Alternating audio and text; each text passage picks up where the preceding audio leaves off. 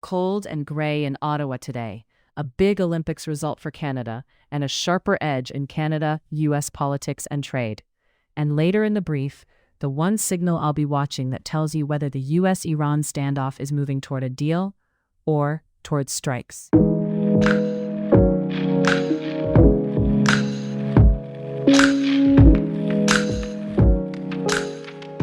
Ottawa first. Expect about -2 degrees Celsius at the warmest today, dipping to around -8, with snow around the region and a generally overcast feel.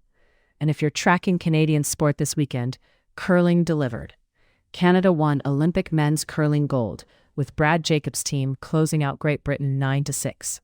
On the women's side, Rachel Homan's rink took bronze over the United States 10-7, Canada's first Olympic women's curling medal since 2014. In hockey, the Canada-US storyline keeps tightening. The women's Olympic final went to the Americans in overtime, and ahead of the men's gold medal game, the rivalry talk has gotten unusually blunt, especially around the Tkachuk brothers. For Ottawa fans, it's awkward. You can be cheering for Canada while also watching familiar senators' names on the other bench. Turning now to the bigger stakes. The main thread today is the U.S. military buildup near Iran, happening alongside indirect talks in Switzerland. What's happening? Open-source tracking, flight data, ship movements, and public satellite imagery shows the U.S. has moved a noticeable package of aircraft and naval assets into and around the Middle East. 2 U.S. carrier strike groups are now in the region, or heading toward it.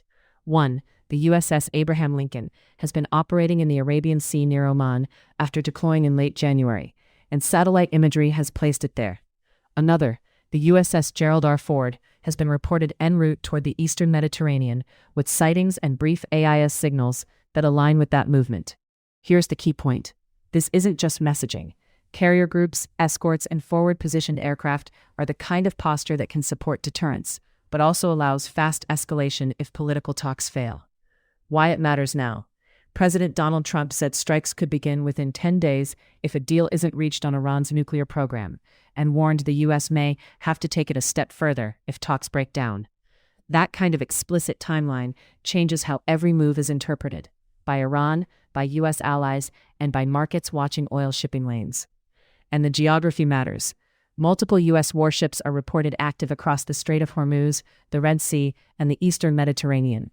That's a wide net over key transit routes. The risk here is miscalculation, an incident at sea, a misread signal, or a small clash that suddenly becomes difficult to contain. What could plausibly happen next? There are 3 realistic, near-term tracks. First, a deal framework that lets both sides claim progress, enough to slow the tempo and keep forces in place as leverage. Second, a breakdown where the buildup becomes the story and pressure rises for some form of limited strike. Third, a messy in-between, but both sides harden positions while military assets remain forward, keeping the region on edge. A quick Canada-facing context point while we're here. When tension rises around Iran, energy prices and shipping risk tend to ripple outward fast, and that can land in Canadian inflation conversations and in political pressure around foreign policy alignment. Now, briefly, 2 other Canada-US signals worth holding alongside that. 1. A Nanos poll says 55% of Canadians now name the United States as the greatest threat to Canada's security.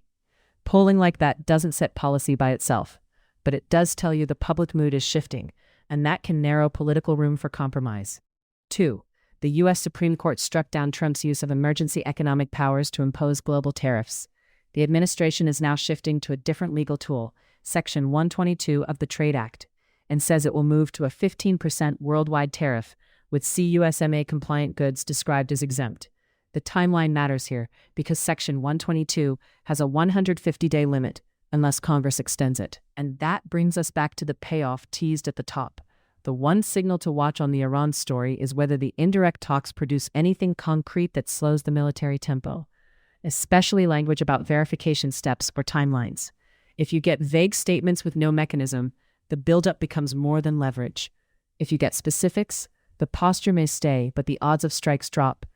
The final piece to watch today, any shift in shipping advisories or navigation warnings around the Strait of Hormuz and the Red Sea. Those can change before official announcements do, and they're often an early indicator of how seriously risk is being priced. That's the brief for Sunday, February 22. Stay warm out there in Ottawa, and we'll come back to what changes and what doesn't.